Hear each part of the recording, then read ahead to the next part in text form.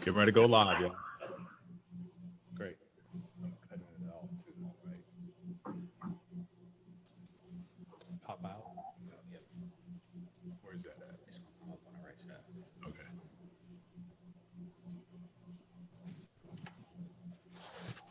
Get ready to go live, y'all. Great. I'm cutting it off too, right? Pop out. Where's that at? Okay.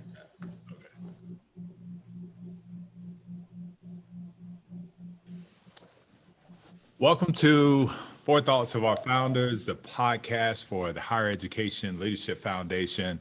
Pretty excited today. I'm Herman Felton, one of the founders of the foundation. In absentia, as we say in higher education, I am sitting and standing in the gaps for Alfred Anthony Pinkard, president of Wilberforce University, Dr. Melva Christie Williams of Southern Susla, and Greg D's right hand man over to the left, making sure everything is straight. Really excited. I got some winners in the house today. We're going to start with Dr. Davita Haywood, who is has, I guess it would be the prodigal daughter, has returned home. She an alumnus of JCSU, Johnson C. Smith University. She has really made some waves both in higher ed space, in the public and the private, and just notably just left Alabama State University as vice president of student affairs. Want to welcome Dr. Davita Haywood here. Thank you for being here today. Go up top with the professor, the scholar. He is cloaked always in a bow tie, one of the sharpest brothers in higher ed, bar none. Marcus Cheney, Dr. Marcus Cheney, Vice President for Student Affairs at Lincoln University in Missouri. Correct. But he has done some wonderful work. Jarvis Christian, Jackson State University, where I met him at, and we're happy to have him happy to have him here today to talk all things student affairs and enrollment management. And those Gen Zs. I know you've done some work with the millennials, a great deal of work with those millennials, and we're going to talk Right. about those folks today. And Emmanuel Lalonde, who has also done a great deal of work, Dr. Lalonde. I am a little less formal. All these brothers and sisters have terminal degrees, and I want to be very clear about that. But you might hear me slip up and call them by their first name.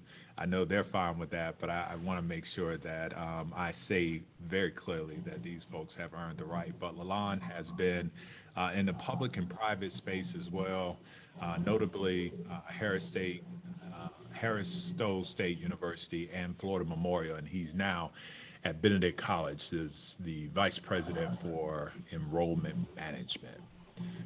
Today, this is third part of our series. We are talking about Gen Z, what they want, who are they, and what they need you to know about them before recruiting them.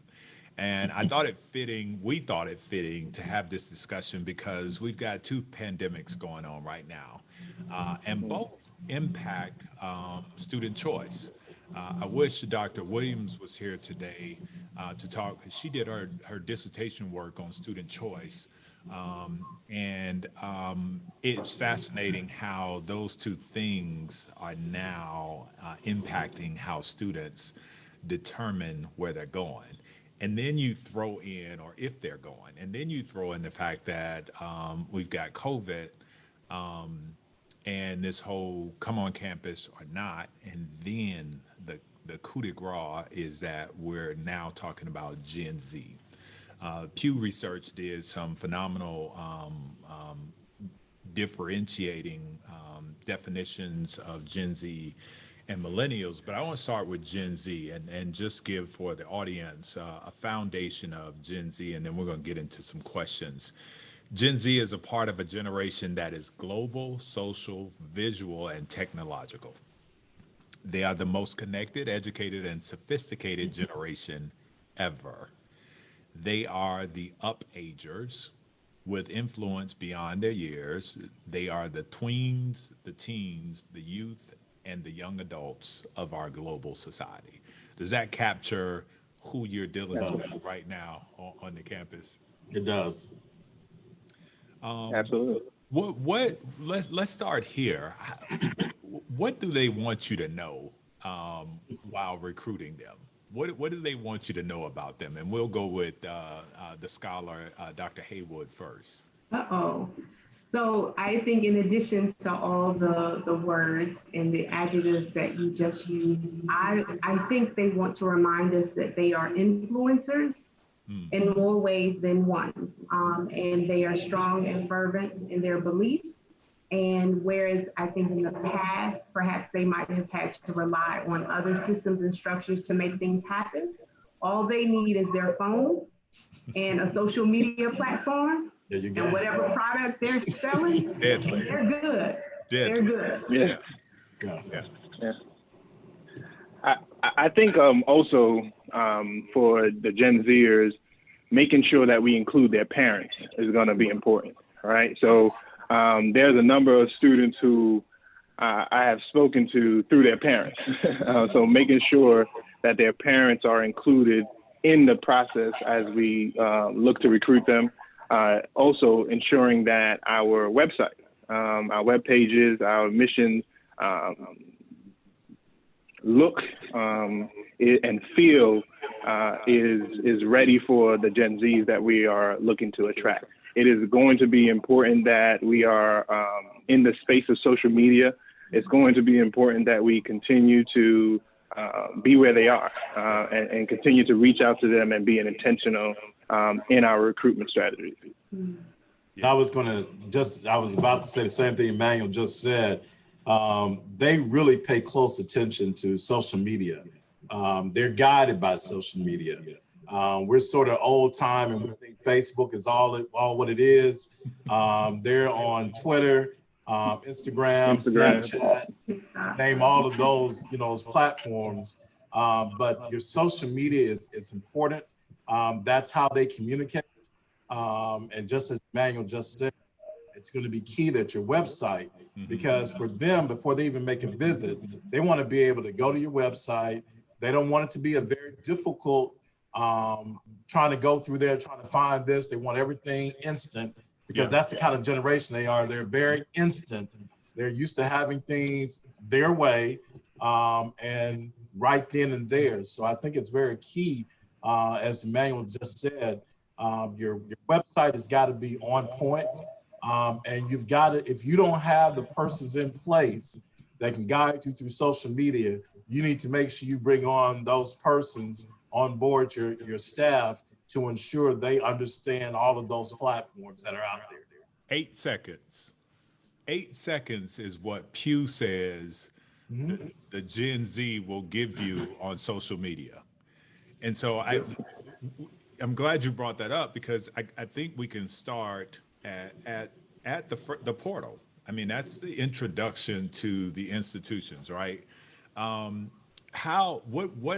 is an appealing visual experience like for these Gen Zs based on your experiences in enrollment management and student affairs and all of you have been in the same space? What do you see? What's special to them? What does that website need to have? And I think that's Students. the place we should start. Students. Yeah. Making sure that students are the number one driving force when it comes to our videos. That Insta story is going to be important, and making sure that we're showing campus life. It's going to be difficult during COVID, but students are going to be the driving force. Current students are going to be the driving force of us attracting the Gen Zs. Them seeing and believing from those current students are major factors. Gotcha. And I think when you talk, go ahead, Davida, go ahead.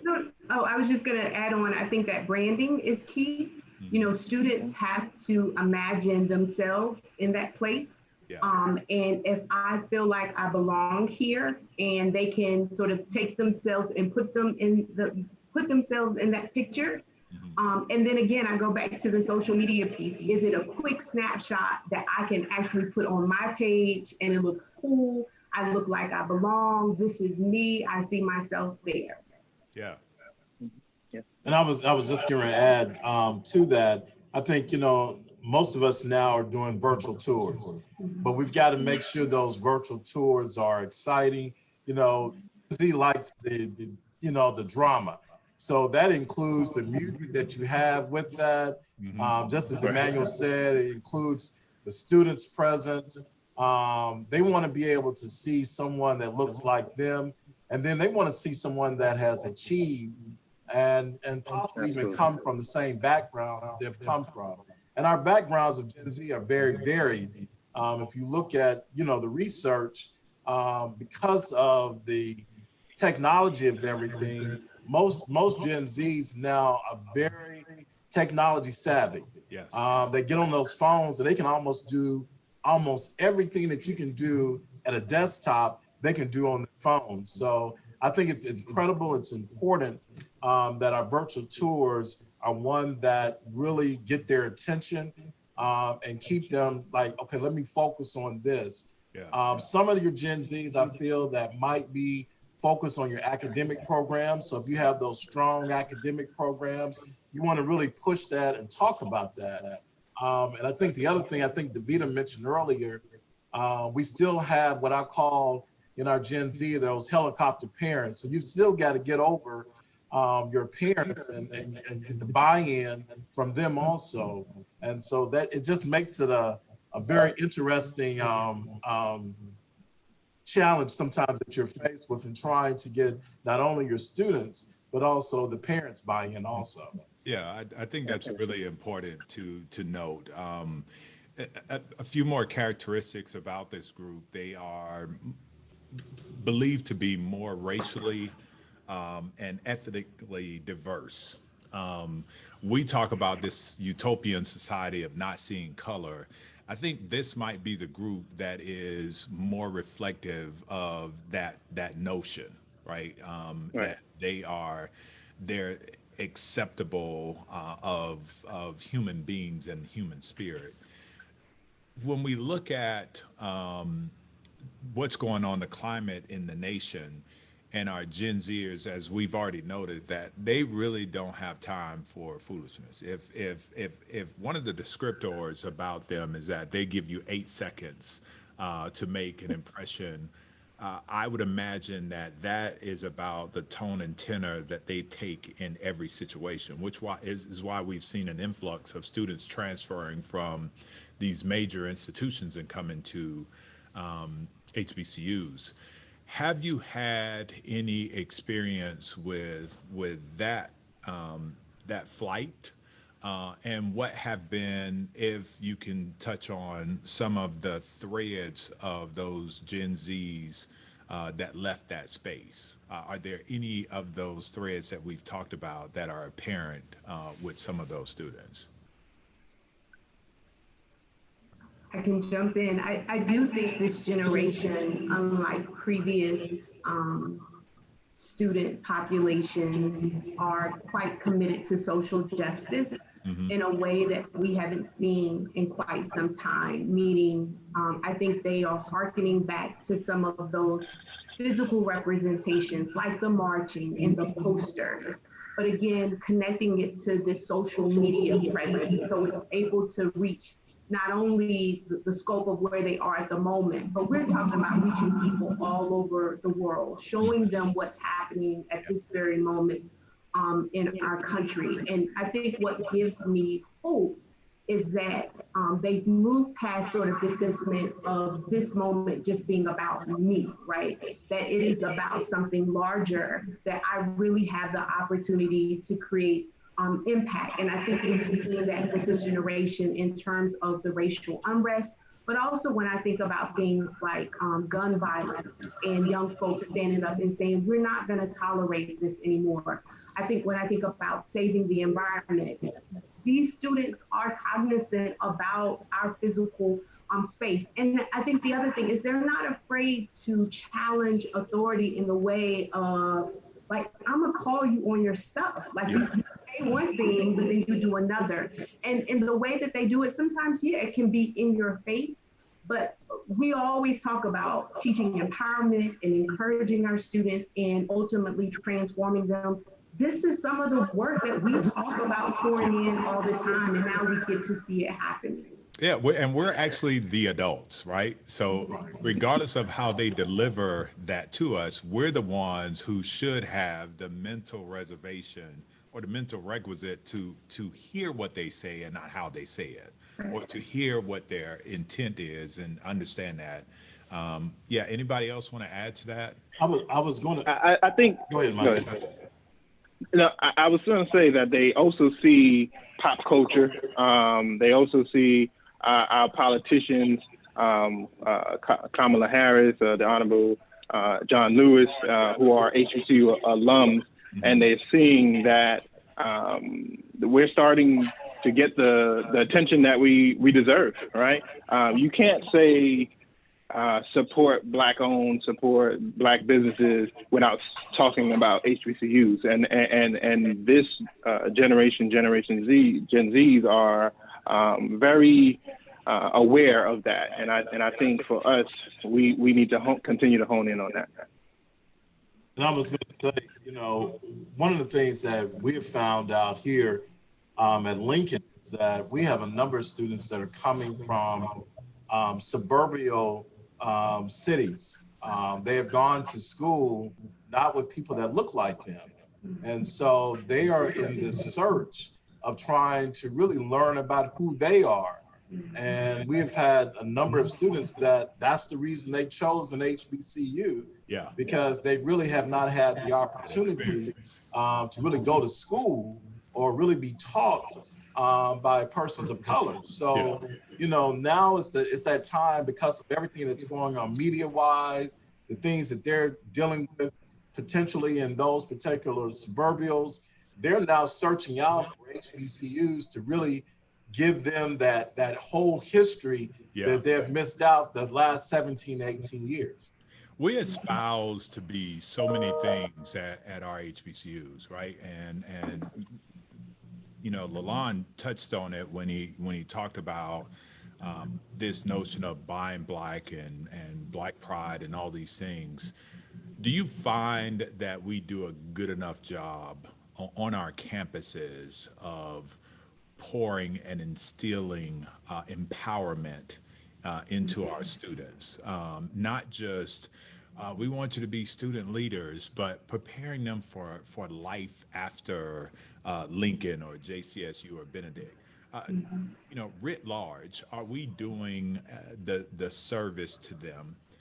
And what would you say are some of the strong points, if there are any, from your perspective, that we do to help them understand that this is not a tagline, this is a way of life? I think we do. I have a phenomenal president, and Dr. Roslyn Clark Artist. And when you think about the Gen Zs, you think about those Gen Zs think about jobs. What type of job I'm going to get after graduation, and my president works hard to make sure that our students get the best experience that they can get. So the partnering with Google, the partnering with Boeing, Nephron Pharmaceutical, BMW, Vulcan Materials, and so on and so forth. This past summer, we had quite a few students to take courses at Harvard University. That put in their minds that they can compete with anyone, right? And when we say the best of BC, it's not just a hashtag. We believe you can be the best in anything that you do. And then for us, we try to make sure that our students embody that. So yes, I do think so. I think the something really here at Lincoln, we are an ag school. We're 1890 school. We really, one of our strongest programs is in our College of Agriculture. When you are being able to, prepare students not to only go moving forward into graduate or professional school, but even in the world of work. And, one of the things, especially with ag majors, Now we have students that are getting into agribusiness. We have students that are looking at GIS. We had a couple of students that just left Lincoln and they were in plant science and they went straight into not pharmacy, veterinarian school. And they're going to Big Ten schools. So I think as Emmanuel says, it's important that we really, when we bring students on campus, I think it's important to be able to say, you can be this, you can be that. Never let anybody tell you you can't be this or that. And again, since he's talking about his president, I definitely have to talk about mine. And Gerald Jones Woolfolk is very much one. She tells you, I'm just a little old country girl from Mississippi, and here I am now. I'm a college president at Lincoln University in Missouri. If I can do it, anybody can do it. Yeah. And I think it's really about encouraging our students. And that doesn't make a difference where you're coming from. At Lincoln, we have students that are coming from those suburban cities outside of Chicago, St. Louis. But then you've got those kids coming from inner city East St. Louis, and inner city Chicago, and they're even mixing with the folks that are coming just straight from the back roads of Missouri. Yeah. It's important that they learn diversity because that's what they're going to be faced in this lifetime. It's important that they know that they can achieve no matter what their circumstances are. So I think that's one thing that, as we talk about this Gen Z, I think it's important that we know that they're expecting us to really put them on the top. They already think they're on the top when they get here in their own minds. And so, they just want you to be able to give them that knowledge and that opportunity to even take themselves even further up. Davida, do you find those, and we can talk about the millennials and the Gen Zs in this particular instance, but do you find them socially cognizant of the past?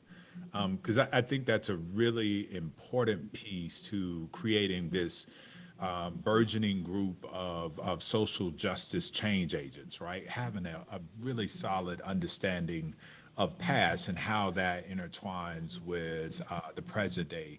Have you found one generation to be more inclined to be cognizant of the toils and snares than the other? Yeah, so this is an interesting question, and certainly moving from Alabama State, which, will often say it is sort of the mouthpiece of the civil rights movement, and being in Montgomery, where it was everywhere, even years later, the remnants are still there, and knowing the type of people who surrounded that institution, many of the folks that we continue to read about in our history books, would walk across campus and really trying to implore our students to understanding that you are in the presence of greatness.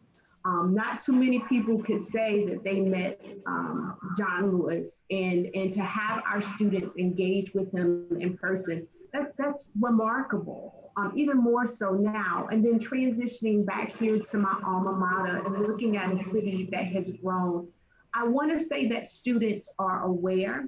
I think we have an obligation to remind them of the shoulders that they stand on, and then what it means to pay it forward. Like, yes, these folks toil. Students at our institution sat, they marched, they put their lives on the line so that all of us could be here today. I think where we are at the moment is trying to help them to connect the social media presence to this past, and that they have an obligation to continue to tell this story in a way that will resonate for future generations. And I want to go back to something that was said earlier.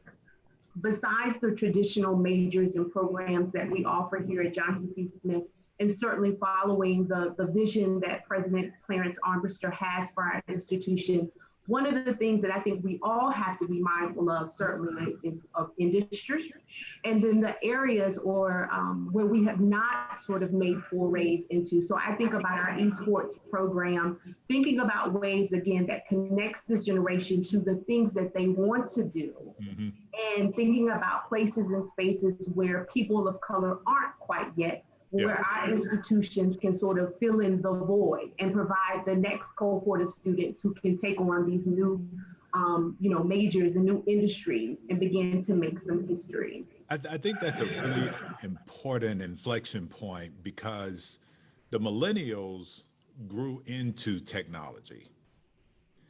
Gen Z, they were born That's into all they it. know. That's all they know. They That's know. right. And so there's a question that Dr. Sam Hinton has, and it goes to really what we talked about earlier, and we haven't drilled down on it yet, but let's do that now, is what are we doing to attract from an institutional marketing perspective? We talked about the website, right? But what are we doing to attract Gen Z and the distinctive attitudes and behaviors that they have? Because if we know this, if we know that they are of technology, it is who they are. It is hand in hand. And I think there was a descriptor calling them digital natives. How then must our institutions with meager resources use those few dollars that you all have to attract those guys and make what we do attractive? So I think at Benedict College we continue to use our social media space, but also we partnered with a company called Mongoose Cadence, because when you look at the research, it tells you that it's not enough to email them, right? It's not even enough to even call them, text them, right? So making sure that we are meeting them where they are. So text messaging is going to be important. As we continue to navigate this COVID-19, how do we continue to use our students, our current students? So we are putting together a student call center to text them, call them. Overly communicating to this population is going to be important. Making sure, I know we said besides the website, but making sure our website, we did something to make sure that the parents knew exactly what was happening with their student. So we had a parent section on our website. So just really overly communicating is going to be important as we continue to recruit these Gen Zs. Yeah. I think one of the things that, and we've done here in Lincoln, just on this past year, we now have a system, a recruiting tool, I should say, that basically automatically contacts students on different times. So the students of Gen Z, they want to hear from everybody. Again, they already think they're way up here. And so, they're going to get in contact, they're going to hear not only from the president, the provost, myself, they'll hear from the dean of their particular school or college, they'll hear from the chair of the department. As Emmanuel says, we have our student ambassadors that they are in really on social media with all the time. We did the same thing with the parent sessions. I think that it's important that they want to show, they want to see that they are very important. And one of the things I think what you will find is when you don't make those contacts and you don't consistently making communications with the Gen Z students, they're gonna go away. They're not gonna be interested. So they're at that point where they really want to be like they are the stuff. And I think about my own son, who's on that. He's on the bubble. Yeah. He's on that millennial Gen Z on the bubble. Yeah. But when he went to 95. undergrad at Jackson State, he was like, because he started getting all this communication, it just went to his head. He thought he was the man. And he wanted everywhere in the world to know that's where I'm going to school. This is what the scholarships they're offering me. And so that's the kind of, students that they are. They really want to be on top of the world. We did something different this year because of COVID. Mm-hmm. We sent them a T-shirt in the mail. Everyone that had been accepted that gave us an intent to enroll, gave them a certificate. Hello. You wanna jump in? I think Marcus is having Yeah, some technical. I can. I'm just gonna continue his thought because he was on the right path. Yeah. It goes back to that branding piece, Yeah. and I think it has to be consistent. It has to speak with one voice and be quite singular in its presentation. And again, when we think about social media, from the very beginning, when you make that recruitment pitch to getting them to send in their deposit to I am coming, your visuals, your college or university name should be all over. I love the way that students are using their graduation, high school graduation opportunities to really pitch that I'm going to such and such place. And they've got their t-shirt on, they've got like their book bag. I mean, they're ready. And so even when we step back and think, what better way to market our institution than our incoming, returning, as well as our alumni? Yeah. Yeah. Yeah.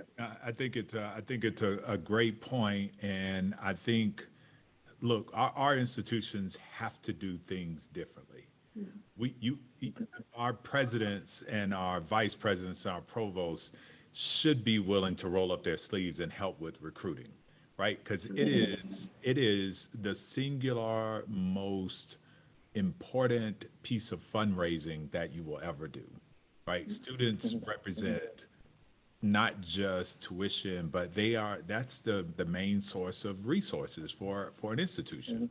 And as such, I think it is fitting that everyone chip in.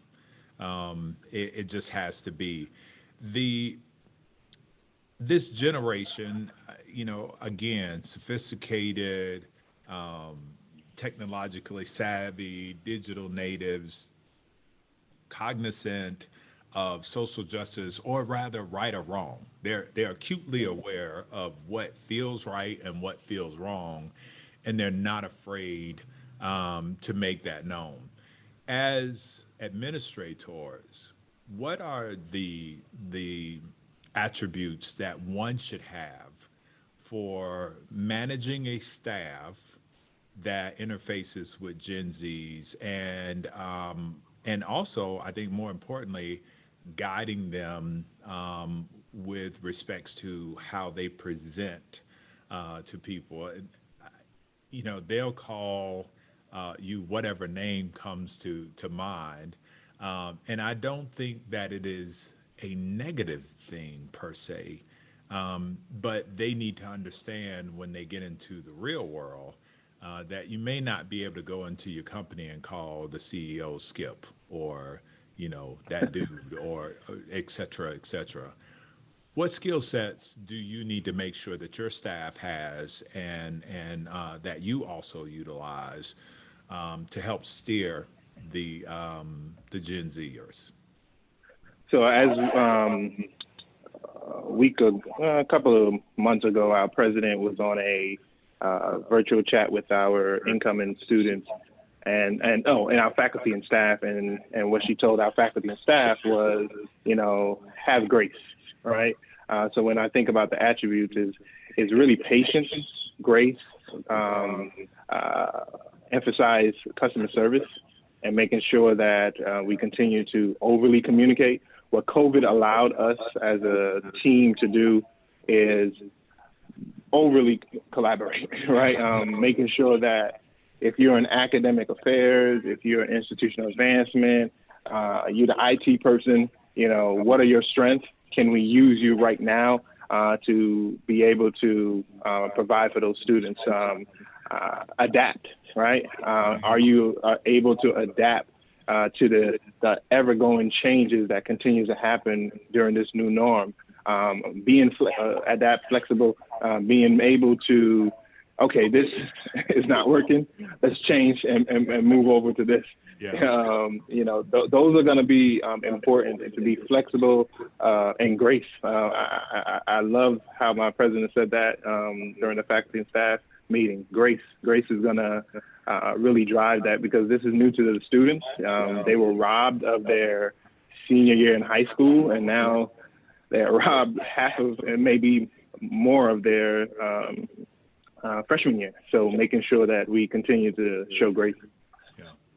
Yeah, I think this period in our lives, the great pause, has also encouraged us in our working world to not say, refuse to say that we can't do something. Because I think back, a few months ago when this all started, the things that probably said, oh, if I had the time, I would get to, right? Or it's in my parking lot, my mental parking lot, I'll come back to it. And this amount of time has allowed us to do a lot of deep reflection on why we do this work. So when you pose that question, I'm thinking, again, it goes back to the heart of student affairs. We meet students where they are. And so even through this, that refinement that we often pour into students, that sort of molding and shaping, that polishing will still need to happen. It may happen virtually, but for us to say that we can't do things, I know many of us probably said, oh, we'll get to online learning. Well, we had to do that real quick. In whatever form or fashion. And so sometimes, change, yes, it happens slowly. Sometimes it takes like a momentous occasion to get us on another path. And convince us that we had it in us all along. It's sort of like the Wiz, like Dorothy had it all along. She just had to believe. And I think if we continue with that mindset, and I know Dr. Belton, you and I have had this conversation, those of us who are, I hate to say it so cliche-ish, thinking outside of the box, will survive this. Yes. Yeah, no, I think you're spot on. And again, with me today is Dr. Davita Haywood of Johnson C. Smith University, Dr. Emmanuel Lalonde of Benedict College, and Dr. Marcus Cheney of Lincoln University in Missouri. And we're talking about Gen Zers. And got a great question for you all from Mr. Jamal Jackson. It could be doctor, I'm not quite sure. But he wants to know, actually makes really an affirmative statement that most of our students graduate with the competencies of their majors, right? And their desired careers in many institutions. But we don't have specific courses that teach our students the soft skills. Those things that matter the most: resume writing, dressing, interviewing prep, self-branding, networking, relationship building. How do you feel about this? Do you believe that there should be a course? Is this co-curricular? Is this something that's done out of the Career Services Center? And why, if we know that these are the things that delineate those who get the job and those who don't, why is there not a major emphasis on these things? Well, that's a good point. At Benedict College, what we have done, we partnered with our Career Pathway Initiative and our Career Pathway Center, and we made sure that our work study program is infused in that. So we have a software called the Purple Briefcase, and you have to go into that system and make sure you look for the jobs that are on campus. They have to go through orientation. They have to have their resume. They have to go through all the soft skills that is needed for when they actually graduate and go into the real world. So for us, it starts from the beginning. It starts from their freshman year, and it continues throughout. And we try to infuse it into their work study program, anything that they're doing on campus. Of course, as they prepare for internships with our partners, making sure that those things are there as well. I get you there, but let me give you a great example of what I think this strikes to the core of. All those things are present, but I'll get a text and they'll say, I'm having a problem with my professor. No good afternoon, no hello. So my immediate response is, first of all, good morning, period. And then I'll wait, oh, my bad. Who am I talking to? Right? Right. I think that question that Jamal asked really speaks to those, because I know that Johnson Gotcha. C. Smith, I know that Lincoln has those things, but when we walk up to a person, posture, assurance, looking in the eye, auditory skills, like, is there a need for those things on our campuses? I would say yes, especially when you talk about this generation. A lot of them have not been in a situation as formal. It depends on their background. Um, One of the things that we find, you know, in speaking with our director of career services, is trying to get students, you know, as they speak. They're so used to speaking with their homeboys and their homegirls, and they think that is the right way to speak. It has nothing to do with their academic work. That's just the way they talk. And we all know that if you go into a corporation, that's not going to happen. So one of the things that we've done here at Lincoln, and Emmanuel might be familiar with it, we participate in the St. Louis Metro Regional Business Council. And it's a regional business council that consists of corporations that are housed in the St. Louis metro area. Unfortunately, we're not able to have as many students as I would like to participate in the program, but those who participate in the program, they get a mentor. And through that entire year, they're able to groom with that mentor that's a major person within that particular corporation.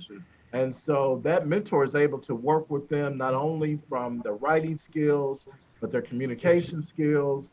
But I will say, just to answer your question, Herman, yes, I think it's something that we seriously need to look at because our students really, it just depends on their background. They really don't grow up in potentially, possibly those areas that they've been in front of just saying good morning, Yeah. good afternoon, how are you doing?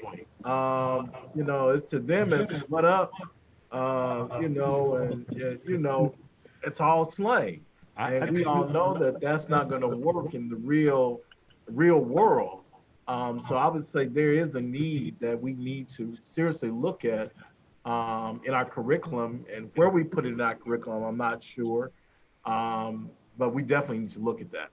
I think Davita, and I'm gonna let you jump in here, but I think she said something earlier that we have to constantly be reminded of. Our job is to meet them where they are, right? And, yeah. And that's why I'm not tripping when they say, "What's up, Prezi?" It is what it is. But Right. I'm going to pull them aside maybe a little later and say, "Hey, man, I don't care really what you call me, but there is a way that we should engage each other." And again, one of my favorite things is, look, this is not about now. This is about when you leave Wiley. I need you to be successful, and I don't want you to shoot Code yourself. code switching. Yeah, well, yeah, it is a form of code switching, but I Right. think I think where we're getting at is, the question Jamal had a follow up: is it simply enough? Is it not enough for us to have these as required courses, or as courses? Should they be required? And it made me think about what Davita said, and that we have to meet them where they are. But I think the other piece to that is we have to take them where they need to be, kicking and Correct. screaming. It Correct. is. I Yeah. absolutely. It's incumbent upon us. And when I say us, it's collective work across campus. So yes, some of this is curricular, some of this is co-curricular outside of the classroom. When I think about opportunities like in student activities, student engagement, leadership, joining Greek life, being an orientation leader, even being in the marching band, if we treat those opportunities as leadership opportunities, and teach some of these soft skills in terms of how you greet individuals, what attire is appropriate for this meeting or for this gathering and so forth, and not be afraid to, you're not chastising, because there's a way to do this that makes students feel like, ooh, I'm growing into somebody, right? Some of this is returning to the basics that I know all of our institutions were built upon, that we were pouring in to create finer men and finer women in their Yeah. manhood and womanhood, correct? And so we shouldn't shy away from telling a student, if you're going for this interview today, here is the proper attire. And we should be on the level where, and they say, I don't have that, Dr. Ake. Okay, let's go find what you need. That's And right. then making sure, let me see your resume. Being, okay, this is nothing to be ashamed about because you're representing all of us. And let's make sure, you know, you have a briefcase or a portfolio. Make sure you have some follow-up questions to ask the interviewer when they're done.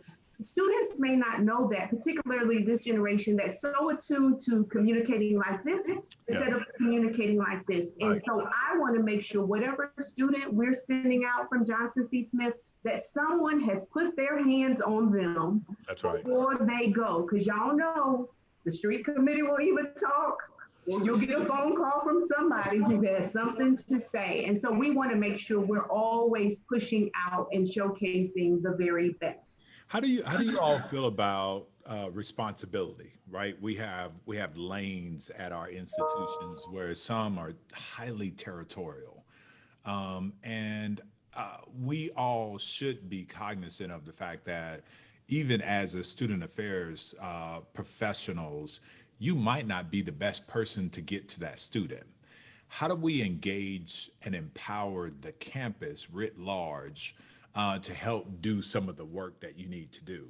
And one of the things that I think about is many of these kids will see. I know you hear this all the time. There's nothing to do on campus. There's, they're not teaching us anything. These things aren't there. Well, all of us know that these very etiquette classes are replete all over our campuses, probably redundant places. How do you put sugar in the medicine to get them to take advantage of the opportunities, one, and secondly, how do you create census building on the campus to where everyone realizes that they are in the same boat and should be rowing in the same direction, and that is to get these students to be polished individuals when they leave the institution? I think it starts from the top. I really think it starts from the top. I think it's important, I'm very, very blessed and fortunate that my president is a student affairs professional. But I think it starts from the top, and then it trickles down all the way. As I, when you're trying to assist students, just from a standpoint of a financial situation, and you're trying to ensure that they stay in school, it might take multiple offices across campus to ensure that that one student stays in school. So it could be financial aid, it could be student accounts, it could get as far as up to the VP for business and finance, whatever it takes to ensure that that student stays in school. That's what we need to be able to do. And I think the same thing resonates when we talk about, ensuring that a student from the beginning is able to matriculate through the institution. And at the end, an end product is one that is able to get into graduate school or one that has a job. That takes everybody. It takes everybody from the time that that student enrolls to the time that student takes courses with faculty members, to the time of looking at our academic success center. You see the student slipping, then you need to be able to get on that student, from communicating with our residential halls, saying, hey, I haven't seen Johnny all week. Can you tell me what's going on? Can you go by Johnny's room? I think it really takes an entire campus to ensure that students are successful. Anybody want to add any more to that? He was very thorough, and there's not much to, but I'd like to give you an opportunity to add any more if you so choose. No? Let me ask you this. when we talk about the skill sets that they have, and I think it was Lalon that talked about customer service. Where are we deficient as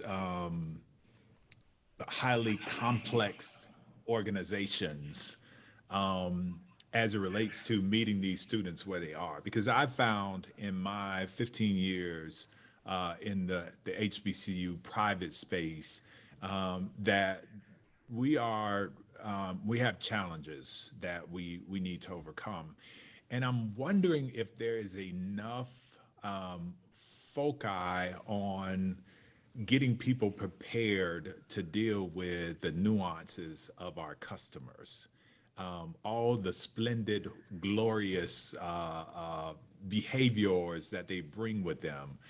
Are we and are you, as leaders of the space, the front line, essentially, are you and what are you preparing your group with? What skills are you equipping them with to manage the Gen Zs and the millennials when they come on your campus? Because they are who they are, right? And we know that they might have challenges, but Lalonde said it best. Grace needs to be with us every day. What do we need to do to make sure that we're not guilty as charged of being poor customer service representatives for the Gen Zs who, as Marcus said, comes on thinking that they are everything on top of the world, and you should know that and govern yourselves accordingly. I think it's important that we are proactive. I think a lot of times we are reactive. COVID has allowed us to really, that saying again, think outside the box and really begin to look at our process. Is this working for where we are now? And then how do we begin to move forward to adapt to where we need to be, right? I just had a meeting this morning. How do we continue to be proactive in serving our students? Our technology, right? Technology is going to be everything when it comes to serving our Gen Zs. So our online registration process for the fall, we launched that a semester or two ago, and really thank goodness for the leadership of Dr. Artis and her chief of staff, Dr. Sean Smith, for really making sure that our IT infrastructure was there, increasing our Wi-Fi, making sure that the bandwidth is where it needs to be, really beginning to train our faculty and staff. As Dr. Haywood said, we can't do this. We can't go online. Well, we did it in 2 weeks, right? So now we have more time in the fall to make sure that our faculty were trained to be able to serve these students as well. When it was time for the summer, faculty who typically, would be gone for the summer were calling students as well. Hey, are you coming back? Here's what you need to do. Here's the enrollment process. We did 6 or 7 weeks of virtual chats from the president on down to make sure that we overly communicate with those students. So those are going to be the key. How do we, typically redundancy is a no-no, but how do we be redundant in our message to make sure that they understand that here's the process of getting through the enrollment process and making sure that they comprehend? Okay.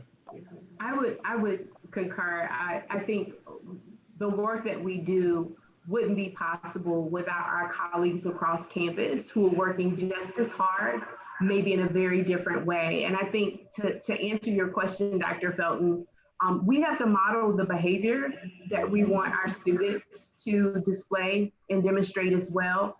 And so, we all know the what folks say about our institutions. It's hard to get people on the telephone. You can't get to anybody in financial aid.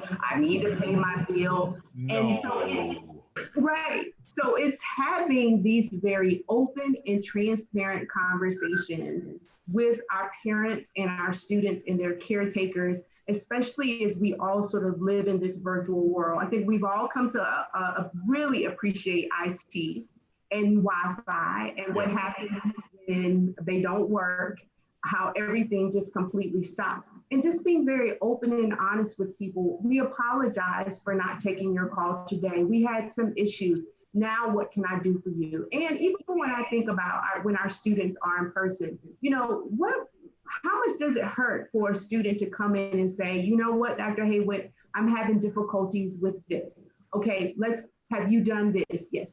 Okay, you know what, let's just get up and go walk over there together. Because again, what it tells us is good customer service. Here's a memory that you are creating for a student that they can say, Mom, Dad, this lady, you don't ever have a name, this lady walked with me over to do this and she really helped me, right? And then the other thing, it helps us as administrators and faculty and practitioners and staff members, it probably reminds us that this isn't going to be the only student and probably hasn't been the only student. And now there's some process that we probably need to go back and examine. The student is having this difficulty. 10 days from now, another student may walk in your office and say the same thing. So it's sort of like a self-check for us too.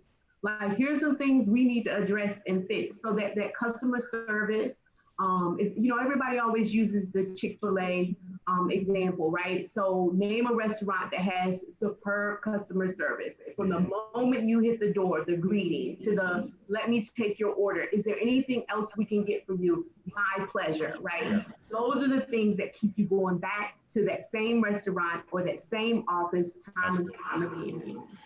Tracy Foster has made a comment that really speaks to customer service, and also I think a really critical piece, and that is, if as leaders you're not in tune with the front line who notice bottlenecks and changes that could probably help relieve bottlenecks.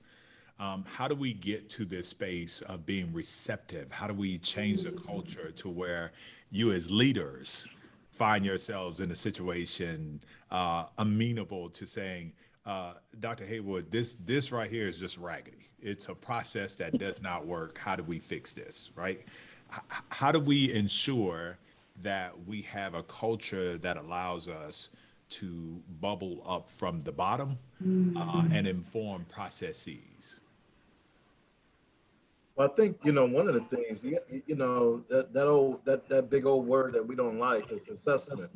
You got to get students, you got to hear them. You got to do the surveys. It's got to be quick and dirty, though. It can't be a long survey. But you want to hear back from them to be able to say, okay, how was this process? Does this work? Did this not work? And then you have to be honest with yourself, and you have to be honest with the folks that work with you to say, hey, looking at all this feedback, looking at what from observation, we need to think about doing some changes. We need to think about some this or some of that. And I think it's really key. I think one of the things that as student affairs professionals, we have to assess everything. Just because it worked 10, 15 years ago doesn't mean it's going to work now, especially in this particular generation. They're not like the folk 10 years ago. And so we have to realize that, and we have to be able to make the change to ensure that we're bringing them along, but we're also bringing ourselves along. And I think that's very key. And I think it's very key for us when we look at hiring young professionals. We have to sometimes listen to our young professionals. I know, hey, we've been in the game for a long time, but those young professionals, they just got their master's degrees, they just got out of school. Hearing about best practices. You better listen to them. Yeah. I think for me, Marcus, that's it for me, right? Like I hope to be a revolving door for young, bright, energetic administrators who can come do some phenomenal work and get on about their business to where they're going. because I recognize that I think where we are and those who are doing it right, Tracy Foster also had I think a punctuation mark to her comment. Those who do it right empower their junior administrators Yeah. to do the work and make changes. And let's talk about that. What does that look like when you say you want to empower those to make decisions that allow you to move? I think listening. I think that's important.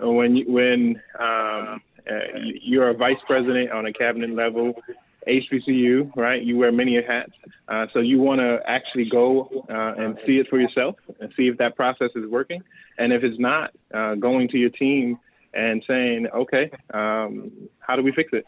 What do you need for us to be successful? So listening is going to be crucial, and that's how you begin to empower. One, you listen, but then act on what you have heard. Yeah, I would agree. I think some of it is, I often hear from young professionals that are fresh out of a master's program. They've been so grounded in theory, and that at times there's not that natural connection with practice. And so they're searching for, I know this theory, so how do I put it into play? How do I implement it? So we do have a job to do to help them make that connection. In terms of empowering, it is creating an environment where, yes, you are listening. Sometimes I think as the leader, you have to provide the bones and then encourage them to put the meat on the bones. Yeah. And to assure them that you are there to support them and to even encourage them to take some risks. Some good bones, though, Davida. Some good bones. Good bones. But it goes back to something that Marcus said, that assessment piece is key. Because you just can't start. You might want to find a piece of foundation. Look at what other institutions are doing and uniquely tailoring it for this institution. Thinking about best practices and some of the standards, like CAS standards that guide our work in student affairs. How do we take this and make it unique to our organization?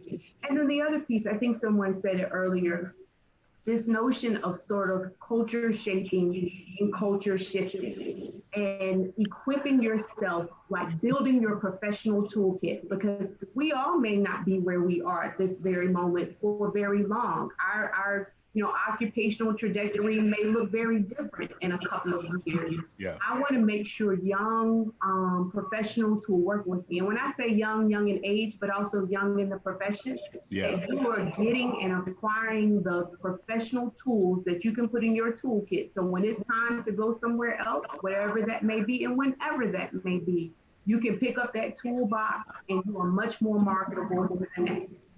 Yeah, I think that is really important in the preparation of that next group.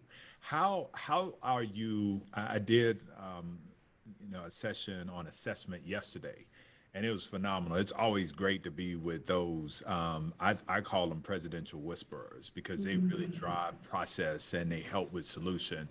How are you showing that next bumper crop that? I like what you are saying anecdotally, but I need something more to move me in a space. How are you incorporating best practices, data, and a whim and premonition in how you govern this not only the group of Gen Zers but your workforce as well? Well, I think one of the things that I learned through this COVID period, we had to do things different. We didn't have face-to-face orientations. And I'm just blessed and fortunate to have this techo guru on staff here at the university. And between him and a couple other folks, they were able to create this online platform that just amazed me from an orientation standpoint. And it took students from the beginning all the way to the end. And students truly, and we're talking about Gen Z students, truly enjoyed it, to the point that they were able to do really everything online that they needed to do before they arrived on campus. And, we had just gotten used to this whole, you got to come to campus several times throughout the summer months. And of course, we couldn't do that this past year, but we were able to accomplish the same things that we've been trying to accomplish coming face to face. So I think someone said it earlier, and it might have been you, Herman, said that, now that we've had, no, it was Emmanuel, now we've had COVID, and now we see that we can do some other things, and still get those things accomplished at the end. So I think from a Gen Z and also from a staff standpoint, really didn't know that this guy had it in him. Mm-hmm. And I mean, when he came to us, he had done the research, he talked about it, and he said, hey, let me see if it works. We looked at it and we said, okay, we're going with it. And it worked tremendously. So I just think that, we have to be open-minded, to our young professionals, knowing that, again, this was a young guy that had just hadn't long graduated from college, Mm-hmm. and was very connected and knew that students would be connected to this, and they were. And we were able to achieve the things that we needed to achieve. I think that goes to who's at the table, right? Or who's in your ear. If the traditional model of the stuffy people, the VPs are just around the table, who's funneling up the information? Are you receiving that information, and is that being incorporated in what you do, and how you drive process and solution, and make change? I think that's critically important. I really do. Absolutely. And I think too, so often we can get stuck in a structure of hierarchy, right? So this is the way everything you have to flow up and ask, or flow down and ask. I think as practitioners too, we often have to step back and again empower others to sit at the table who maybe their work isn't always as visible. And what I really appreciate about my team is I've been able even to assess in this short time some of their strengths that we haven't necessarily tapped into, that this moment really commands that they be at the table. I think about my folks over in the health center and counseling services who have been exploring a mental health app for our students.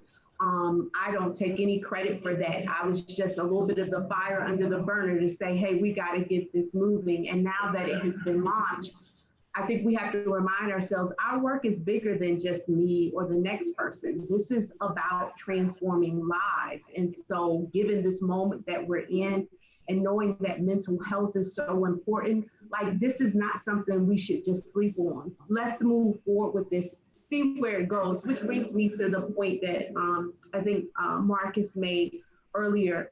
Professional development is so important. And during this downtime, I know it looks very different because we're used to going to conferences and everything. I think it's so important for our folks at HBCUs to show up at some of the traditional conferences that cater to our institutions. But I also think it's important that we show up in some of those places and spaces where HBCUs haven't always been. Absolutely. And or welcomed, to make a seat at the table, to advocate for our institutions, to let other folks know that student affairs happens on our campuses, that people went to school to study higher ed and college student personnel. The brilliance. Yes, the exactly. In our space. And that we can speak the same theory, break it on down, keep it moving and so forth. So sometimes it helps to show up at some of these professional organizations to say, hey, we're here, we aren't going anywhere. Yeah. No, I could not agree with you more. But we also, in that vein, need to understand that ice water is not colder than the ice water we make. That's right. We need to be really conscious of that. I think it's really important that you touch on that, because your job, all of you, is to not only manage the Gen Zers who are there, but you're entrusted with careers. right? You have careers. I don't know if people understand, but having the capacity to hire and separate is a taxing weight to have on your shoulders. And making sure that you nurture and don't throw away a career is critically important. I want to talk about some of the challenges. Now I think we have shown the world, whoever is watching, that we're brilliant and that we understand who Gen Zers are. We are in tune with the idiosyncrasies of what they're looking for, et cetera, et cetera. We got about another 25 minutes left, and we're going to talk about professional development for student affairs professionals who are managing Gen Zers, right? So we're still tying that in there. As I was saying, I think it's really it's a heavy weight, and I'm not going to call it a burden, a heavy weight to have the career balances in your pocket. Let's talk about disrupting spaces, as Davita said, and how do you nurture people, and how do you, I don't know if mentor is the right word because oftentimes the people you work for won't be your mentor, but how do we give people mentorship while they are working for us as leaders in that space? How do you do that in the student affairs space? And I'm going to say this about the student affairs professionals. Pound for pound, I think you all know each other better, are more supportive, more inclusive, more connected than any other. I'm an advancement guy myself. We're all over the place. We're fragmented. The academic affairs, they might have a little synergy. And the Kubo for the business folks, but they're different people. Period. CFOs are just different people. Great, not deficient, but different. How do you mentor the current staff in ways that doesn't injure them? You know, don't allow them to slip, hold them accountable, et cetera, et cetera. How do you guys do that? I think through again patience and giving them time, right? Time to vent, time to allow them to, as best as you can, room to make some mistakes and coach them through that, as long as it's not detrimental to the organization. But I think it's really giving them that time. When I think about when Dr. Cheney was at Jackson State and trying to get to where he is, and he gave me that time, you know, and the Dr. Warmacks of the world and others, just the time to really be able to coach you through the struggles that comes with whatever position it is. I started at the director of student activities, right? So, you know, for me, this is a huge party that I want to put together. We're going to do this. Everybody's going to fly everywhere, and this is what we're going to do. And how do you reel that energy and that passion in to make it tie into the overall college mission, right? Dr. Artis says all the time, you know, the VPs, you get to think about your area, but you need to start to think about what's your area and how it impacts the bigger picture. And I think that is important that we infuse that into our younger professionals. Mm-hmm. I think one of the things, you know, as we talked about it, and I've learned over time, you have to be patient. Sometimes, you know, we need things to happen like tomorrow or today or right now. And a lot of times, young professionals are not used to working under that kind of pressure. And so you have to learn that patience.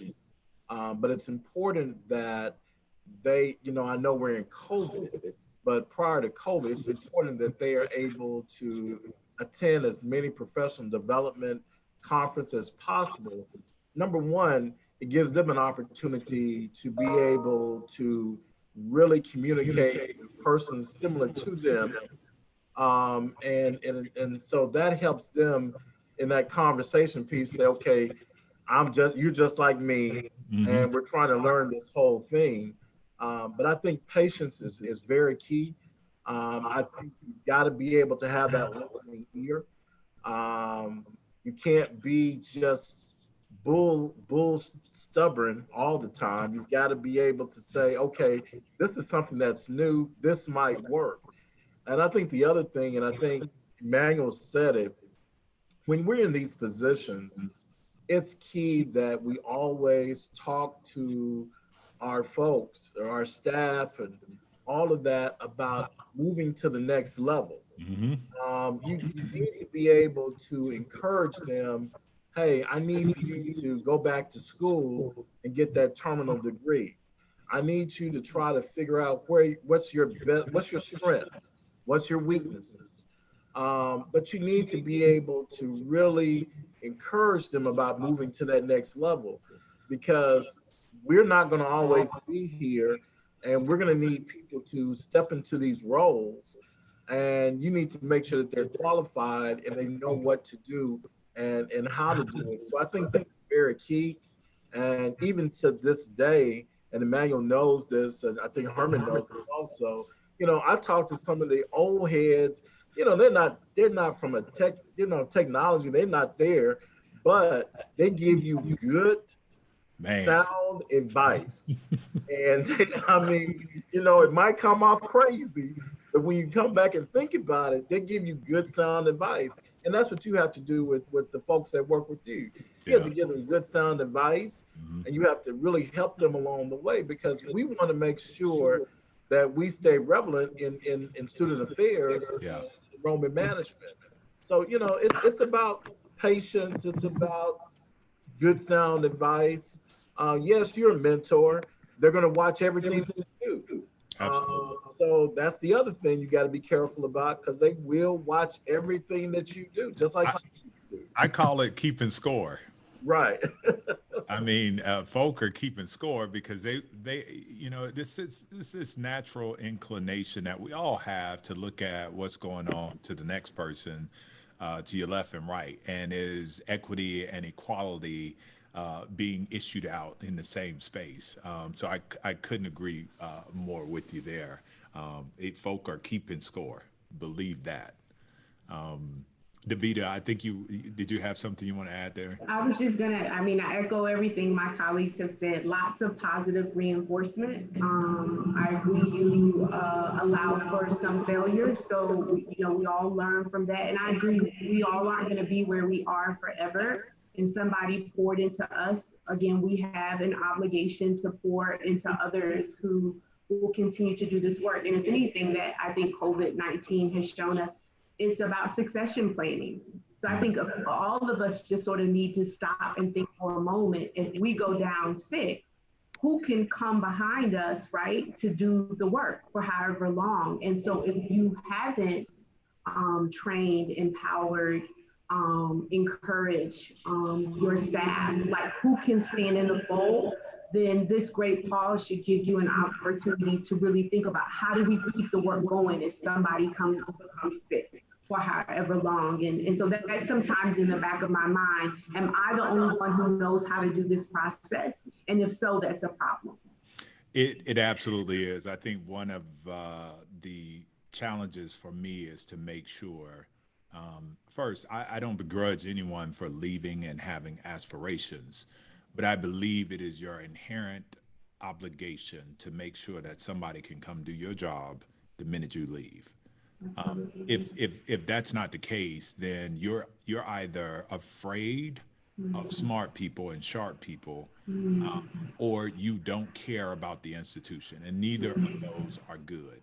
That's what I believe innately about leaders. You should have your replacement on deck, um, and that you should be comfortable because at the end of the day, you have the title and the paycheck. But there's nothing wrong with empowering young folks to get to where they need to be. Dr. Frank Dorsey has asked a question that I am, sort of paranoid here with this COVID thing, and he's speaking to it. And the question is, does virtual management create a tougher challenge for developing divisional leaders? Can you manage and develop folk who are out gallivanting due to COVID? That may not be correct, but I just feel like, is everybody working as hard as I am? I just have this funny feeling about this. But the question is a really solid question. Like, is it more challenging to not only make sure that folks are doing their work, but you're also still entrusted with nurturing the folks in your division? Is it a greater challenge for you all? What have you found? To be honest, yes, it is. There's no doubt that in the back of your mind, you're wondering, as we were out for a month or so, you're wondering, okay, are they doing what they're supposed to be doing? Yeah. Are they just kind of signing in and sending me this report? But I think you have to have trust. You have to have intention. And when I say intention, I mean that you have to put some things that are out there that will make them do the things they have to do. Uh, and I think the key thing is that you ought to know your staff, and so you should know your staff before COVID-19.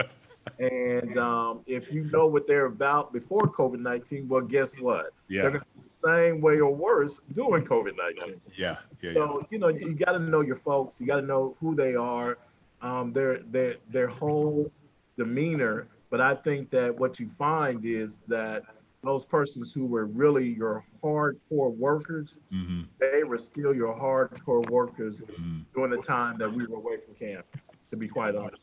Yeah, I agree, but one of my mentors say inspect what you expect, right? For financial aid, admissions, other units, I made sure I had their general email account, and if that number was not an acceptable number, I was always on that phone to make sure that they responded to those students. Yeah, and making sure that just continue to have those weekly meetings. Those were important. Having weekly task reports and updates. Those were important. But it's tough. It is really tough. It is really tough. Yeah, and I would say for somebody that's transitioning or transitioned during a pandemic, I probably would not recommend that. It's been an interesting journey. I keep saying years from now, the narratives that we will all be able to tell about this point in time in our lives. What I will say is that our work thrives off of our clients, our students being here, and it has been a challenge. I don't think anybody in student affairs would be lying when they say we miss our students. As much as we have those challenges and issues, it's why we do what we do. And so not physically having them here, sometimes it does feel a little bit odd and eerie, to say the least. And then I think sometimes that does translate to the workspace as I continue to try to learn about my new staff. I wish I could easily just sort of walk into their office and take in their space and be in their office. And COVID in some ways prevents that. And even when we're, socially distanced and we have on our masks, it just still feels like there's some human connection, that warmth is missing. And so I don't know if virtual reality always provides us that, although I think we're trying to put forth the best effort. But I would hope you all would join me in saying, I think we look forward to the day Oh my when goodness. our yard is filled with students and you hear the music blasting and you're at the football, the basketball game, and it's just loud, you know, things that we used to take for granted. Yeah. I hope moving forward, we will all truly appreciate. Yeah, it's a new normal, and hopefully that normal will go away in January. We're able to get back to some semblance of normalcy, but it definitely is yes, prayers for that. It definitely is something different. We've got about 5 minutes left, and I want a few more. I want you all to close. First, I want to thank you from Thank you. Thank you. from the bottom of our hearts. It's always great. And one of the things that we at Health are really adamant about is showing the intelligentsia of our institutions. There are young professionals in the vanguard space, in the middle of their careers, who are practitioners and scholars par excellence, and it not black practitioners and scholars, but practitioners and scholars who do amazing work. And we like to we take serious our responsibility in showcasing that in however way we can. So I want to thank you all for accepting the invitation and joining us here today, and for a rich, really rich discussion. COVID and racism are savagely ravaging our nation, our institutions, our families. And it has found, I believe, all of us in a personal place of reconciliation. And I want you to close with optimism about where our institutions are moving towards, with the backdrop of reconciliation from a personal standpoint. I want you to tell me why you're optimistic about the next 140 years for our HBCUs, and the little piece that you play in holding that baton in the race. Why are you optimistic about this space? And we'll start with LaLonde. Yeah, I'm optimistic because I see the Gen Zs and the passion and the commitment that they have to social justice. I'm optimistic because I continue to pray for HBCU presidents and making sure that their path is guided by God Himself. I'm optimistic because all I can be is optimistic. When it comes to the social justice or injustice that is happening across the country, I think about my 10-year-old daughter who just celebrated her 10-year birthday, and I dealt with a lot of trauma leading up to 16, right? And I still I still felt fearless, all right? But now that I have this child or daughters, I think about them and the future. So I have to remain optimistic. I have to remain active in social justice. We need to be able to galvanize and mobilize our students to vote because their future is for them. So I'm optimistic about the future because of my daughter, my kids, to make sure that I leave a better place for them. Awesome. Janie? For HBCUs, they're needed more in this time than I think ever. When you think about when my mother and father went to school, they really didn't have a choice. And that's why both of them went to HBCUs. I think we've given opportunities for our kids, our children, to be able to go to wherever they want to go to. But I think with everything happening in this world, social injustice that's going on in this world, I think you're going to see an outcry of HBCUs being able to stand in that ground and be able to assist those students. And as you've seen across the country, after everything that occurred, you see a number of social injustice centers going up across our HBCUs. So I think it's critically important that we stay engaged as HBCUs in what's going on in social injustice. For me personally, as a father of two sons, um, one of the things that I always worry every time I hear or see something on TV or knowing something, you always worry about those two sons. Yes, they're grown, they're both have jobs and everything, but they are still young African American men Yeah. that are in this society. And so you have to think about that. But as I listen to them and as I watch them through this, for two guys that really didn't grow up in a civil rights era, that went to mixed race schools. But as I listen to them, I see that they are in tune to everything that's going on, and more so, I think they are cognizant of all of the unrest that's going on, and I think that's important for our young people to do that. I think we had a gap there where some of our young folks just didn't see it, just didn't believe it. But now, with everything that we see on a day-to-day basis, our young folks are seeing it and they're believing it.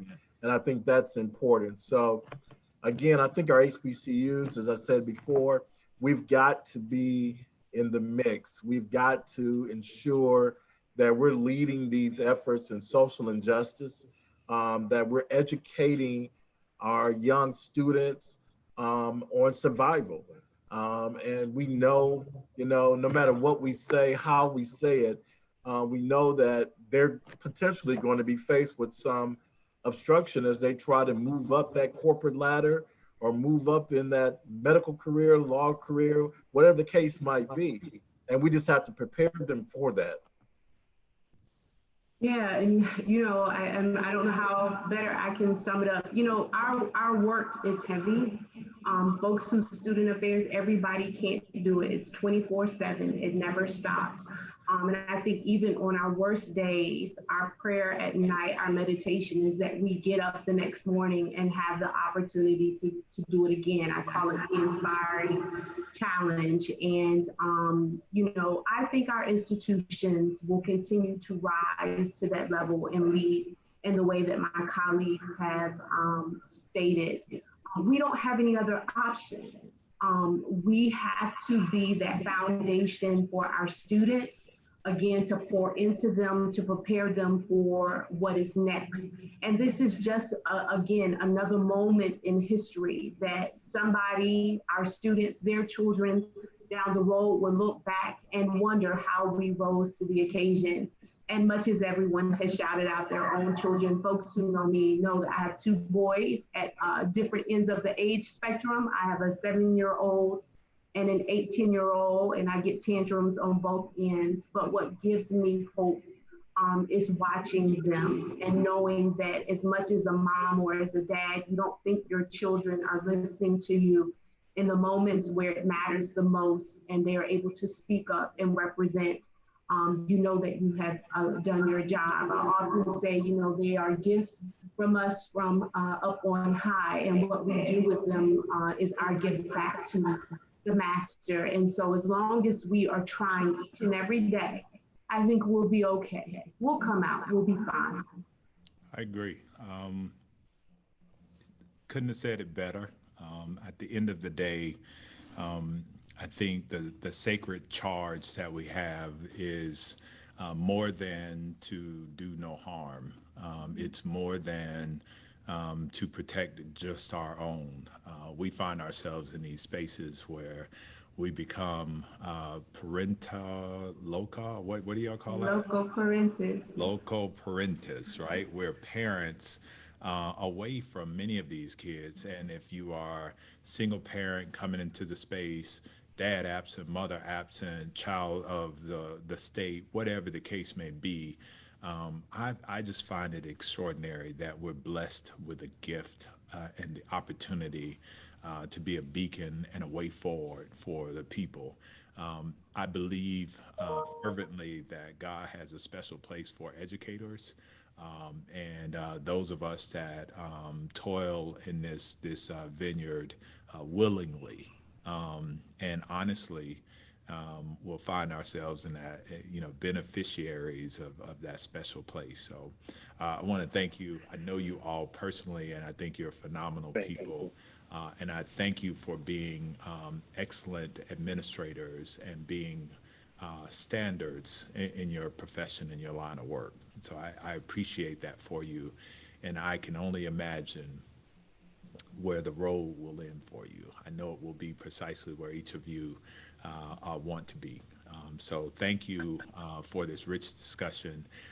And when we are able to go back outside and play, I look forward to breaking bread and, maybe huddling around a Waffle House table. Absolutely. Thank you. Please. Thank you, Herman. I Great. appreciate that. Thank no you, problem. Dr. Felton. No, I Thank you. appreciate it. Thank you. Thank Thank you. you so much. Yeah, I wish you all the best, and I'm certain we'll be in contact with each other. And tell your presidents I said what up. What I up? will definitely. Absolutely. Thank you. Absolutely. Y'all be good. All right, All thank right. you. Take care.